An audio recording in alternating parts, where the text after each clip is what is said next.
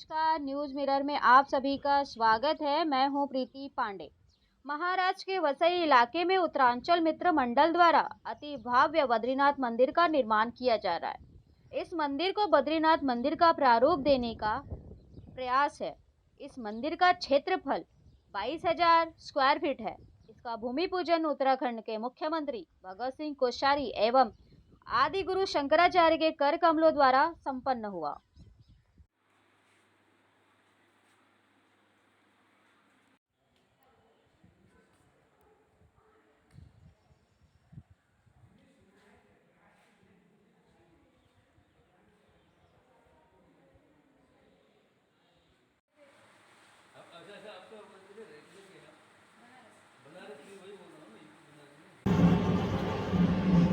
छः महीने तक देवताओं के द्वारा पूजित होकर भगवान हमारे ऊपर कृपा करते हैं और हम मनुष्यों को अगले 6 महीने तक पूजा का अधिकार देते हैं। तो उसी अवसर पर हम वहाँ पहुँचे थे। भगवान के पट खोले गए और ज्योति का दर्शन हम लोगों ने किया, जो अखंड ज्योति 6 महीने तक प्रज्वलित रहती है। उसके बाद भगवान का कृत कमल हटाया गया, क्योंकि जब हम लोग देवताओं को पूजा सौंपते हैं तो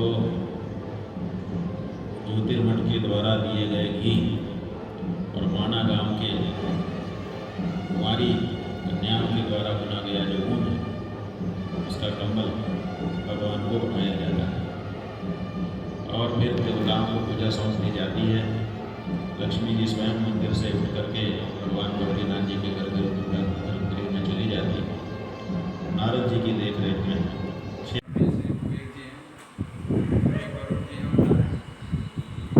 अक्रूर जी के घर गए और जब अक्रूर जी के आनंद का क्या ठिकाना, जिनके दर्शन के लिए योगी मुनि लाखों हजारों वर्ष तपस्या करते हैं, वे स्वतः ही बिना प्रयास के घर पर पधार गए, बिना बुलाए। ऐसे भगवान जिनके दर्शन करने के लिए योगी लोग हजारों लाखों वर्ष तक तपस्या करते हैं, तो उन ऐसे भगवान अक्रूर जी के घर बिना किसी निमंत्रण के, बिना किसी बुलावे के पहुँचे। मिरर में आप सभी का स्वागत है। मैं हूं प्रीति पांडे और आज हम आए हैं वसई के परिसर में, जहां पे बद्री विशाल मंदिर के तर्ज पर यहां पे एक भव्य मंदिर का जो निर्माण किया गया है। और ये जो मंदिर है वो 22 स्क्वायर फीट, 1000 स्क्वायर फीट में पूरी तरह से फैला हुआ है। और आइए हम यहाँ पे उस मंदिर के ट्रस्टी से बात करते हैं। क्या कहना चाहेंगे जो यहाँ पे बद्री विशाल मंदिर का जो यहाँ पे निर्माण किया जा रहा है, लोगों की सुविधा को देखते हुए यहाँ पे लोग आए और यहाँ पे दर्शन देखें, यहाँ पे मंदिर कि किस प्रकार से बद्री विशाल जी का मंदिर है, और यहाँ देखकर जाने के बाद ही वहाँ पर भी उनके मन में लालसा जगे कि वहाँ पे भी दर्शन करने जाना चाहिए। तो आप क्या कहना चाहेंगे? इसके बारे में ये कहना चाहूँगा कि ये जो मंदिर निर्माण कर रहे हैं, ये मोर और लेस 90% 95% उसी की कार्बन कॉपी होगा, ऐसा हमारा प्रयास है। अब जैसा बनता है वो तो देखेंगे, लेकिन इसका बनाने का हमारा ये प्रयास है कि वहाँ जो ये क्या बोलते हैं, बर्फबारी वगैरह होती है, मंदिर 6 महीने बंद रहता है, सब पब्लिक उधर नहीं जा पाती है। हमारा यही प्रयास है कि ये 12 महीना खुले रहे और हर समय कोई भी श्रद्धालु यहाँ पे भगवान बद्री विशाल जी के दर्शन करे।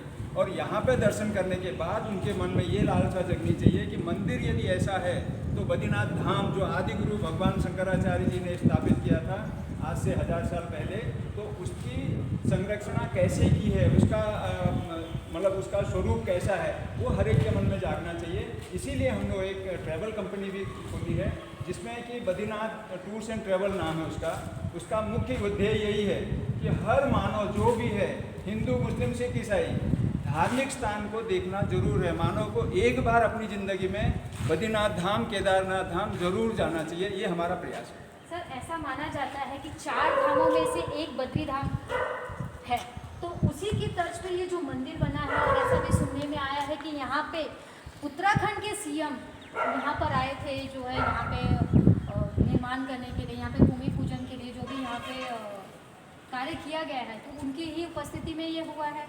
ये एक्चुअली मैं आपको हमारे जो उत्तरांचल मित्र मंडल हमारी संस्था का नाम है, तो उत्तरांचल मित्र मंडल के लाइफ में आज तक की जो हमारी हिस्ट्री है, इसको संस्था को 30-35 साल हो गए, इतनी पुरानी है।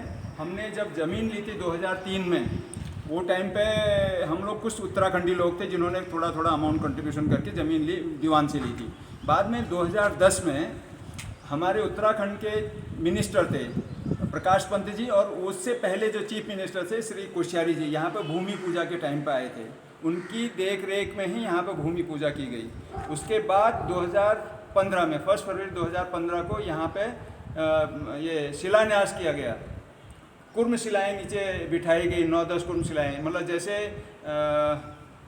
इसको बोल सकते हैं जो विधि विधान से जैसा होता है वैसा ही यहाँ पे किया गया। वो टाइम पे हरीश रावत जी जो तत्कालीन मुख्यमंत्री थे उत्तराखंड के, वो आए थे, उनका हेलीकॉप्टर इधर ही उतरा। उनके साथ में प्रकाश पंत जी जो पूर्व मुख्यमंत्री थे उत्तराखंड के, वो आए थे।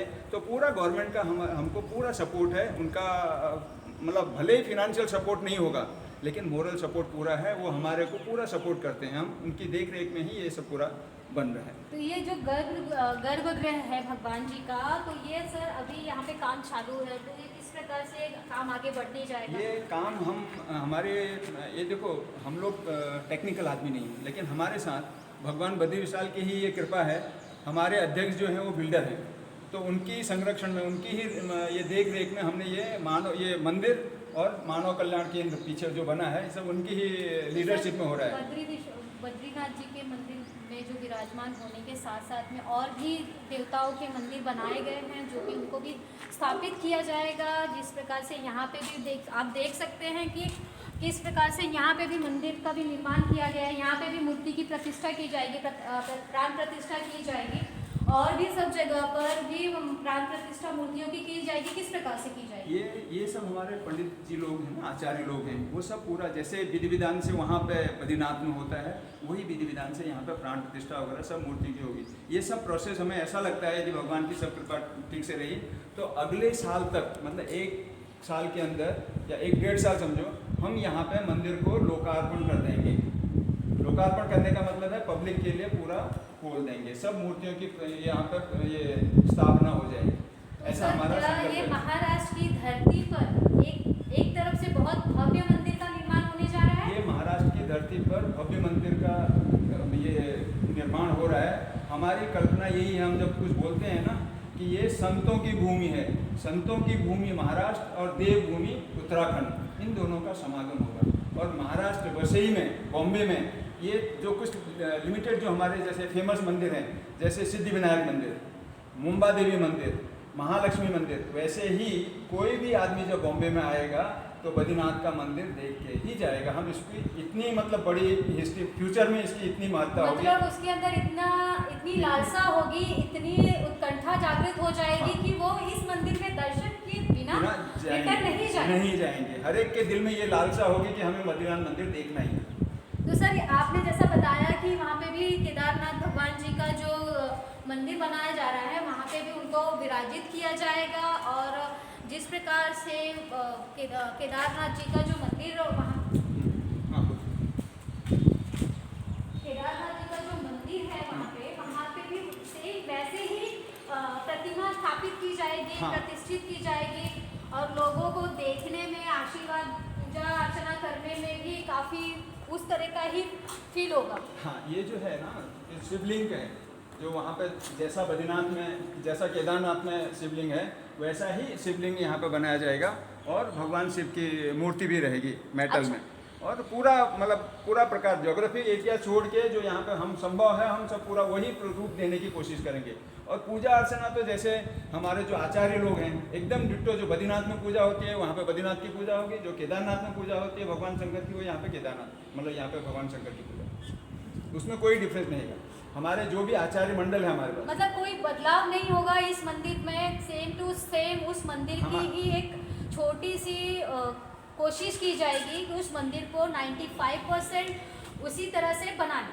हम भौगोलिक मतलब वैसे कंस्ट्रक्शन तो 95% वैसा ही बनेगा, लेकिन हमारा जो डे टू डे अफेयर्स होंगे, जो डे टू डे पूजा पद्धति होगी, वो 100% वैसा ही होगा जैसा बद्रीनाथ और केदारनाथ में अपनाया जाता है, क्योंकि वो हमारे ऊपर डिपेंड करता है। वहाँ पे पहाड़ हैं, ये यहाँ पे संभव नहीं है, लेकिन मंदिर का प्रारूप वैसा ही होगा और पूजा पद्धति विधि वही।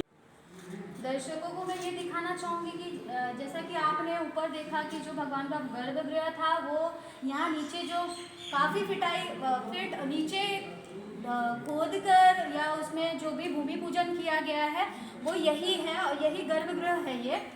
और जैसा कि आप देख सकते हैं बद्रीश भगवान जी का जो पंचायतन मंदिर है ये वो यहाँ पर है, जो कि काफ़ी विशाल, यहाँ पे उनकी प्रतिमा लगी हुई है जैसा कि आप देख सकते हैं।